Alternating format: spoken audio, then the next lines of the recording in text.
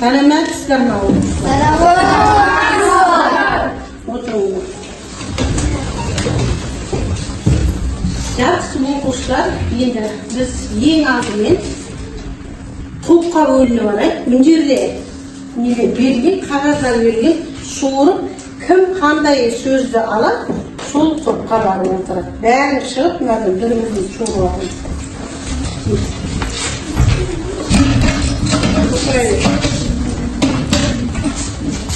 Отыра берейік.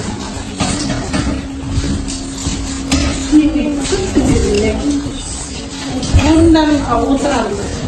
Кім қандай атты суырлы шоғылға топқа отыра қояйық. Тайпалар туралы өтті. Сақтар туралы ішінде өттік. Болды ғой, ә? Сақтардың деген жоғарғы билеуші титулы не? Патша. Ал ішіндердің жоғарғы билеуші титулы? Хан. Гумно. Дұрыс айтасыңдар. Бұл ең алғашқы Қазақстанда мекендеген нелер? Алғашқы тайпалар. Бүгін біздің сабағымызда осы біз өткен тайпаларға қатысты үйсіндер тобы бірінші топ, екінші топ ханлық тобы, үшінші сақтар тобы. Жақсы оқушылар, енді бәріміз тақтаға назар аударайық. Бейне роликті жақсылап көреміз, түсінікті ме? Ұлы кіші хандар басқарған, кіші хандар ханның балалары және туыстары болған. Астанасы Бейтен деп аталды, Түркістан Тараз маңында орналасқан. Қаласы Алтынасар 16 гектар аумақты алып жатыр. Экономикалық байланыс жасаған Кушан, Рим қалаларымен. Бызығы 46-36 жылдары қамалының алдында құрбандық берді жазған кітап Авеста. Үнді халқының эпосы Махабхарата қолжазбаларында хаңыз сөзінің мағынасы қарулы, жақсы, жайсаң ұлттар деп аталады деген мағына береді. Қытай дерегіндегі сипатталған үзіні деген мемлекетті анықтаңыз. Олар өртке көріп өжет келеді. Біздің елшілерімізге бас тимейді. Қол көтеріп айтамыз. Бейнеролик қай тайпалар туралы айтылады? Бейнеролик ханлар туралы айтылған. Мына бейнероликте ханлардың астанасы қай қала екен? Бейтян қаласы. Мал шаруашылығы. Тағы қандай шаруашылық? Апай, неге шаруашылық? Қандай тағынан? Шаруашылық. Қол өнермен, ылғармен айналысты. Жақсы, келесі сұрақ. Хан тайпалары қандай елдермен сауда байланысын жасаған?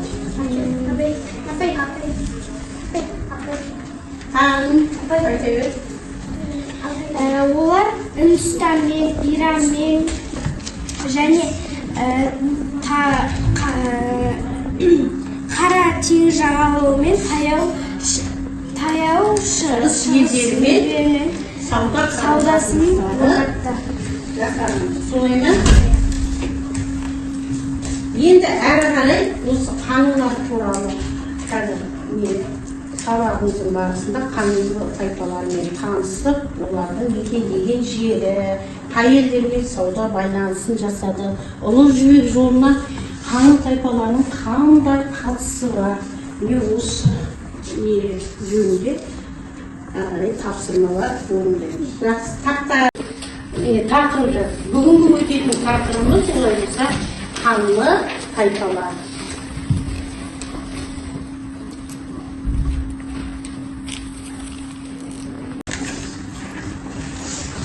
Ханларда қалалық мәдениеттің дамуы деген дәптерге жазамын.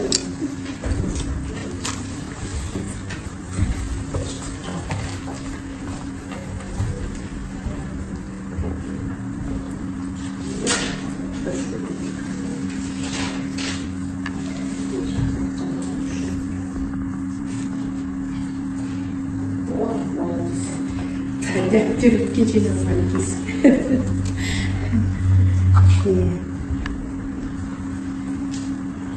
Жазып болдық па?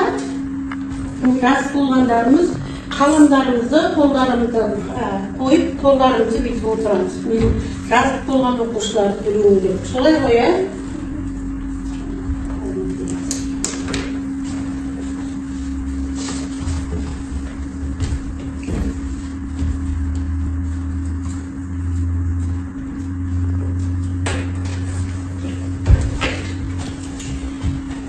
Бүгінгі тайпалардың Қазақстан аумағындағы алғашқы мемлекеттік бірліктердің көрші елдермен қарым-қатынасын анықтайтын боламыз. Қаңлы мемлекетіндегі қалалық мәдениеттің даму ерекшеліктерін анықтап, оны көрші елдермен қарым-қатынастың рөлін түсінетін боламыз. Сосын әрі қарай бүгінгі біздің сабағымыздың мақсаты. Әрі қарай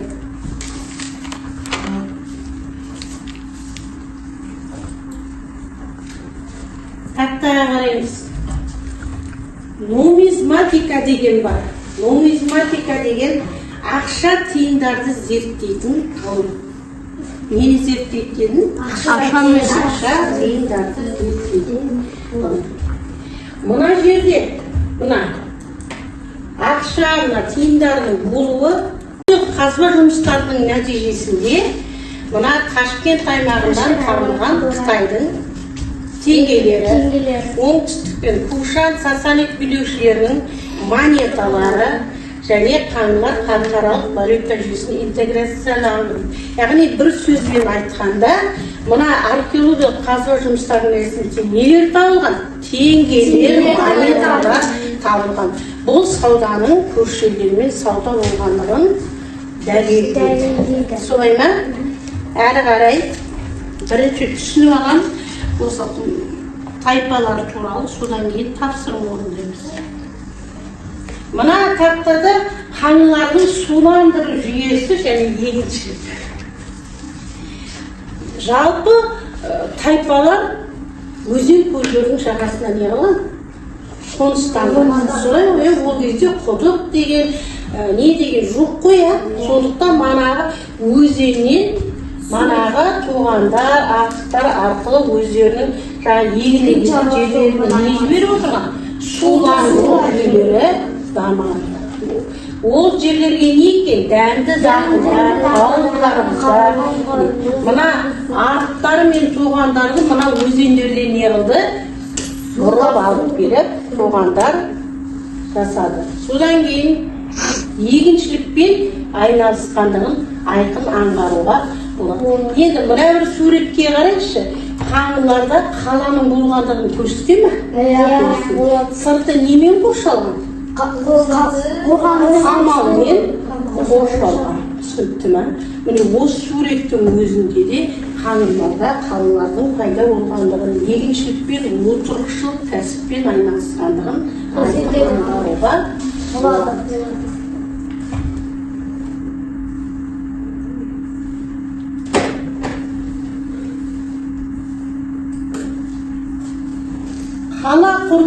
Қала құрылысы деген өте күрделі құрылыс. Солай қояр, мына сырты қорғандармен қорғалған, орталарында ірі орталықтарында, шеттерінде Шахристан деген мысалы қаланың орталық бөлігі, ал сыртқы Рабат бөлігінде жұмысшылар, төленушілер, егіншілер тұрған екен.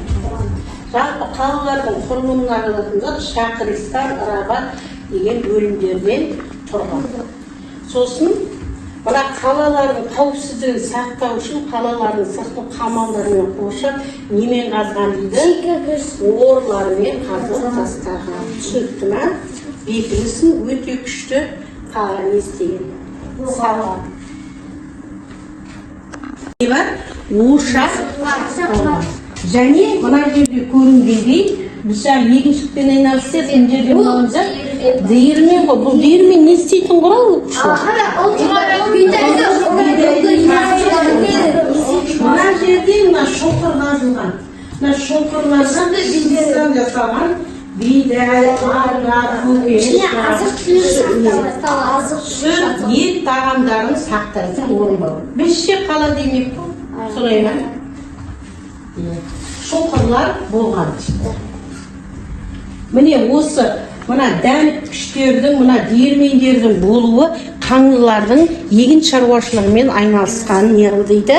Айға тайды. Яғни егіншілікпен айналысқан екі бөлмелі үй. Әрі қарай қаңлылар туралы тағы.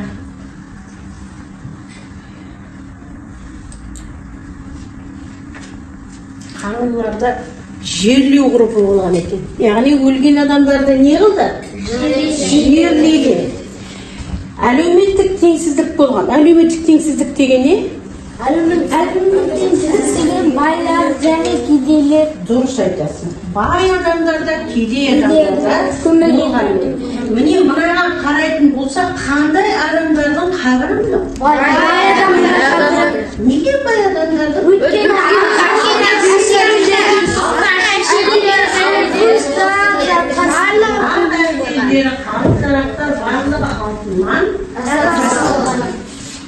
Неге бұл қабірге осындай алтындарын, осы қару-жарақтарын қойған? Адамдардың діни наным сенімдері деген тақырыпта ол кезде адамдар күнделікті өмірде пайдаланатын заттары ол өмірде келе тұратын діни түсінік болғандығын білдік. Мынау Қарабұлақ қорымынан байлардың жерлеу орындары, әшекейлері және қару-жарақтары дейді. Яғни ол дүниеде олар өмір сүруде заттарын бірге көрді. Қазіргі заманда бірге көрме ма? Оның үйлері заттары қайда қалады қазір?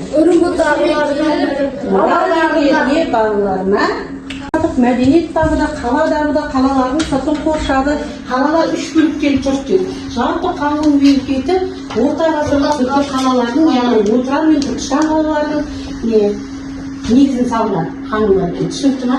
Қаңлылар қай жолдың бойына орналасқан? Ұлы жібек жолын біз білеміз ғой, Ұлы жібек жол қандай жол? Ең басты тауар не? Жібек матасы. Валюта рөлін атқарған не? Жібек матасы. Яғни валютамен пара-пар болып жатыр. Қала қоңсының іргетасы не қараңдар? Кәдімгі кіреберістер немен, қамалдармен салынған барлығына. Сосын көшпелі және отырықшы мәдениеттер дамыған. Түсінікті ма? Тапсырма орындаймыз. Бәріміз тақтаға қараймыз, тақтаға тапсырманы шығарамыз.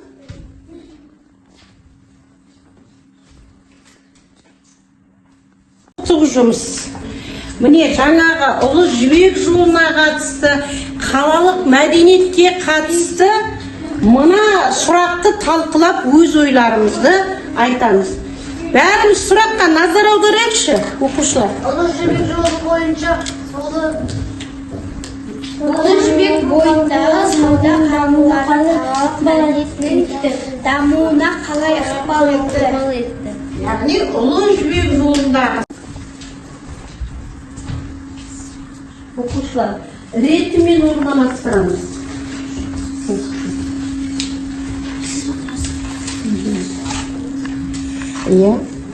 Бірінші қайелмен жасады, екінші қайелмен жасады, соны ретімен қоя қоймыз. Тапсырма деген оңай. Ойланып, мәтінді пайдаланып, тапсырманы орындаймыз.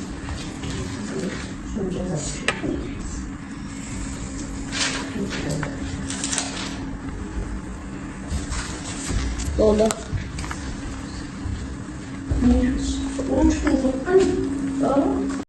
Қазір болғандарын жұртырап.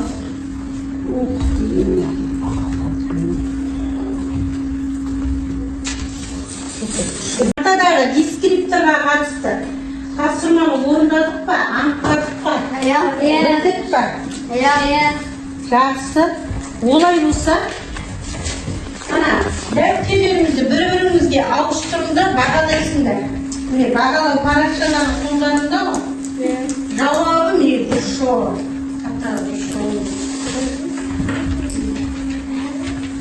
Бір-біріңізді дәптерлеріңді ауыстыра қойыңдар деймін. Дұрыс бұрышын белгілі плюс қоя қойсын егер дұрыс болса. Сосын мына бағалау парақшаларына бірінші тапсырма бойынша өз бағаларын жазасың. Ручкамен тексер. Тақтада дұрыс жауап. Дұрысты да плюс қойып шығасың.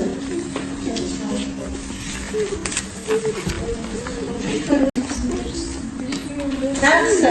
Онда бағалау өлшеулеріңді алыңдар, бағаларыңды қойын, дәптерлерді өздерің алдарына алың. Сосын бағаларын қоя қойын, балдарыңды. Міне тақтада дескрипторында әрбір неге бір-бір балдар бар. Сол бойынша бағалайсыңдар. Бір-біріңді тексертіп қой, енді сол балдарыңды қойып шығыңдар. Түсінікті ме? Бағалау текшелерімен. Бірінші тапсырма бойынша бағалайсың. Қойдық қоя. Өтке жақсы. Енді Аниса тұра ғой. Аниса. Ең бірінші жібек жолымен, бойымен қаңылар қай елмен бірінші сауда байланысты жасады? Кавказ елімен. Отырады. Келесі екінші қай елмен жасады? Кім? Мұстафа. Екінші Қара теңіз жағалауы. Дұрыс, Қара теңіз жағалауымен сауда байланысты. Үшінші кім? Класс кім? Үшінші Иран. Дұрыс па? Келесі. Сен айта қойшы. Төртінші қай елмен сауда жасайды? Ұлы жібек жолы төртінші таяу шығыс елмен сауда жасады. Келесі. Ұлы Бесінші. жібек жолы Үндістанмен Сауда жасады. жолының бойында мына елдермен не жасаған екен? Сауда байланысын жасаған екен. Жақсы. Келесі тапсырманы орындаймыз енді. Жұмыс. Міне жаңағы ұлы жібек жолына қатысты, қалалық мәдениетке қатысты мына сұрақты талқылап өз ойларымызды айтамыз. Бәріміз сұраққа назар аударайықшы, оқушылар. Ұлы жібек жолы бойынша Ұлы жібек бойындағы сауда қарулары талап мәдениетінің дамуына қалай ықпал етті? Яғни ұлы жібек жолындағы сауда жасап отқан қаңлылар. Олай болса өздеріңнің ойларыңды мына топтастыруға бере жаза қойыңдар. Әркім өзінің ойларын. Жан-жағына жаза қойың. Мына немен жазың? Немен? Фломастермен жазыңыз. Сендер де міне қаңлылардың көрші елдермен байланысты қалай болып қалалық мәдениет дамуына ұлы жібек жолы ықпал етті. Жақсы.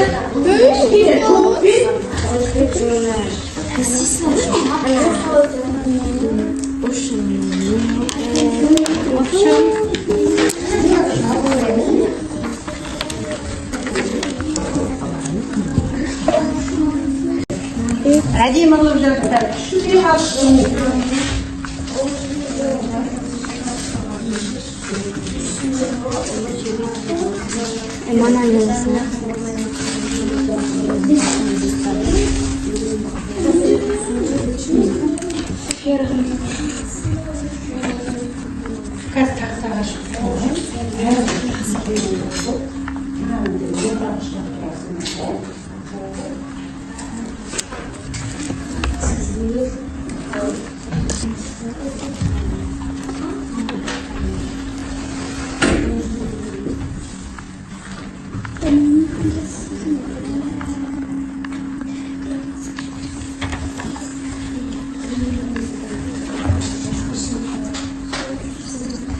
Олардан екінші отырып халықтың малы кірісі жетасыр арқылы өтеметі белгі болып отыр.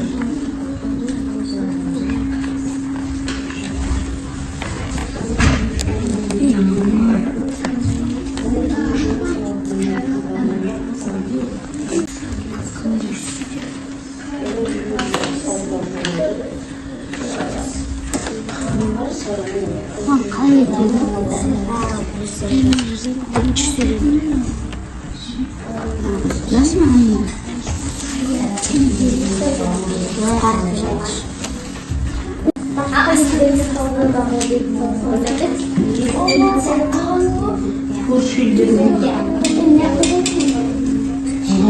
Tez yaşmıyor. Көрші елдермен сауда байланыстамын деші тез. Әнеса жаршы. Көрші елдермен сауда байланыстамын.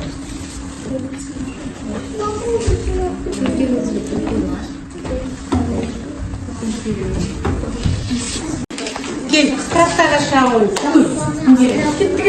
Bak, neke oynayana, neke oynayana.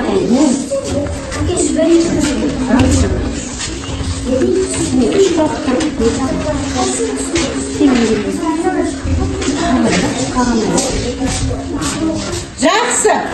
Қалғандарымыз жақсы. Ананың видеосын түсіріп алсын, тыңдашы. Бастап айта бер. Қаңлыларда Кавказ, Таяу Шығыс, Қара теңіз жағалауы, Үндістан, Иран елдерімен сауда жасады.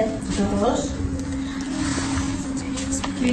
Қалалық мәдениеттер дамыды.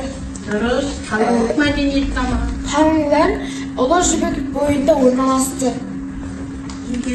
Түркістан, Отырар, Қарабағының негізі қаламды. Кім соның негізін қарады? Қайта айтпады? Қаңлы тайпалары. жақсы отырау, ан жерге қойауын өйістері. Тапсырам.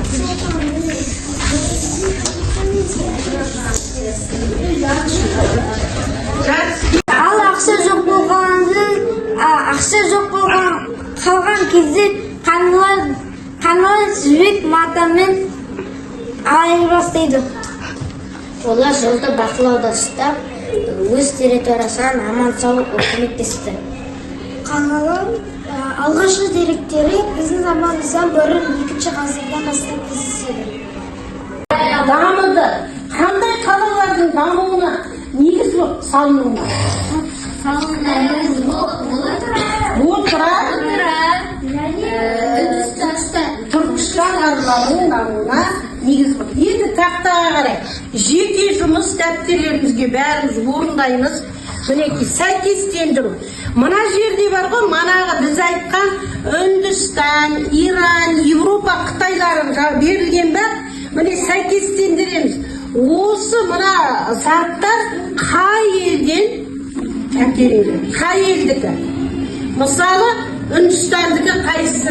Соған сәйкестендіру жасап, дәптерлеріне. Тез орындаймыз. Апай, кез сызамыз.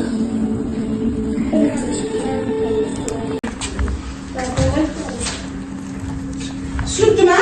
Тез жасай қой. Ей!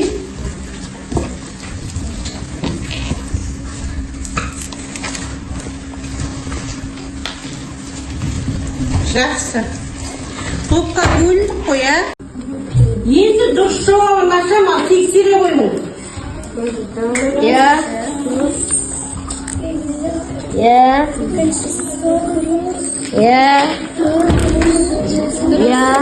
Апай, дұрыс болғаныз. Өздеріне бағалауға 3-ші тапсырма бойынша бағаларыңды қоя қоймын. Түсінікті ма? Қойып атсыңдар ма? Неше ол қойылды? Көріп қалды, естіректі де құрды.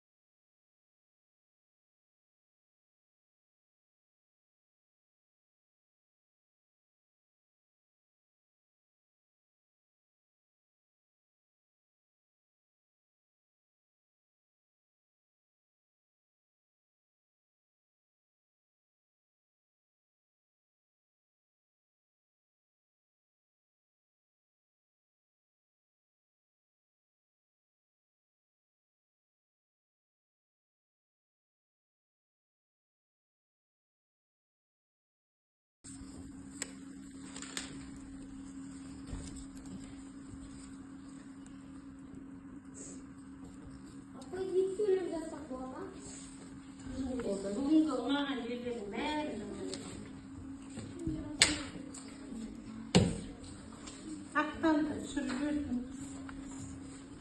міне кері байланыс. Мынау түсінікті деген оқу. Мынау әлде де сәл сұрағымдар сияқты деген бар. Мынау дым түсінген жоқпын. Түсіндік па? Сендер қайсына жатасыңдар? Біріншіге ма? Сары ма? Көк? Қайсысы? Өте жақсы. Олай болса, кері байланысқа жазасыңдар қазір. Оқыттан кері жазғандарын. Анаған жапсырасыңдар. Түсінікті ме? Жапсыр. Оқып жапсыр. Бүгінгі сабақта қаңлылар туралы өттік. Бұл қаңлылар маған ұнаған жері. Қаңлы ұлы жібек жолы арқылы дамуы. Дұрыс, дамуы. Жақсы. Жапсыра ғана. Кім? Сен оқы. Берасың? Бүгінгі сабақ өте ерекше өтті. Қызықты тапсырмалар, қаңлылар туралы қызықты тапсырмалар өтті. Өте жақсы. Сен де жақын оқи ғой. Жазғаныңды. Бүгінгі сабақ өте жақсы өтті. О, сен ауызша айтасың ғой өте. Келесі. Қарап, Аниса айтсын. Аниса өте баяу. Аниса деген бала сондай бала. Аниса оқи ғой жазғаныңды. Оқы да жапсыра. Бүгінгі сабақ өте керемет болды. Сабақ түсінікті. Келесі. Таңғы тобы дейді екен бізге. Оқы да жапсыра бер. Бүгінгі сабақ өте әсер қалдыратындай өте тамаша мағыналы болды. Қаңлыларды өте түсіндім. Дұрыс. Келесі. Мен бүгінгі сабақта қаңлылармен таныстым. Маған сабақ өте қатты ұнады. Мен бүгінгі сабақта қаңлылар не істейтінін, не айналысатынын білдім. Өте жақсы. Сен айта аласың. Елдос.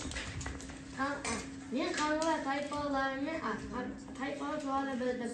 Олар нені айналысады? Егін шаруашылық және мал шаруашылығымен айналысатынын білдім. Өте жақсы. Жапсыра ғой. Сен айта ғой. Мен сабақты жақсы түсіндім. Маған топтық жұмыс ұнады. Бүгінгі сабақ өте ерекше өтті. Өте жақсы. Ойын өте жақсы жеткіздің. Ақылас айтамын. Мен қаңлылар туралы ерекше білдім. Өте жақсы жапсыра ғой. Келесі. Өтірі Бүгінгі сабақтан әсерлі және көңілдік сабақ болды. Ұлы жібек жолы туралы түсінік алдым. Қаңлылардың көрші қалалармен саудасы дамығанын білдім. Келем ғой, оқи ғой. Қолыңның бәрін бояп, сурет салып тұрсың. Оқи бер. Мен қаңлылар туралы көп деректер білдім. Келесі. Оқыды? Жапсыра. Оқы. Сабақты түсіндім. Мен бүгін қаңлылар туралы түсіндім. Қаңлылар деректер білдім. Дұрыс. Енді. Билеушісі не екен? Сақтардың билеушісі не? Үйсіндердің билеушісі? Билеуші титулдарын білдік қой, ұмытпаймыз. Енді сабағымызды қорыта келіп бағаладыңдар ғой, байланыс жасап, енді мына тілек шамы дегенге өздерің бүгінгі сабақ туралы тілектеріңді бір-біріңе жазып күндерге жапсыра қойыңыз.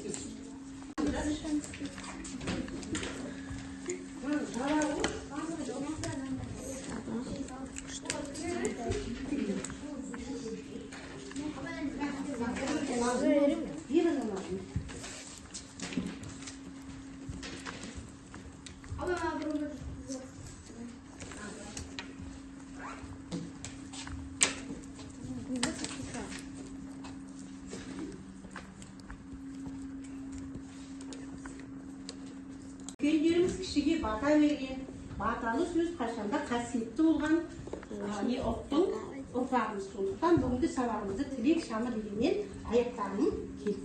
Тілектерін жазып тапсыруға болады. Жазып болдық па? Жазғандарды жапсыра береді. Жапсыра. Ананы түсіріп алмай жатсың. Мәліктерін тауылмай қалып, мен сені біреу алды. Жапсыра. Оқы. Біздің қазақ халқы аман болсын, дені сау болсын, ұрпаққа жалғаса берсін.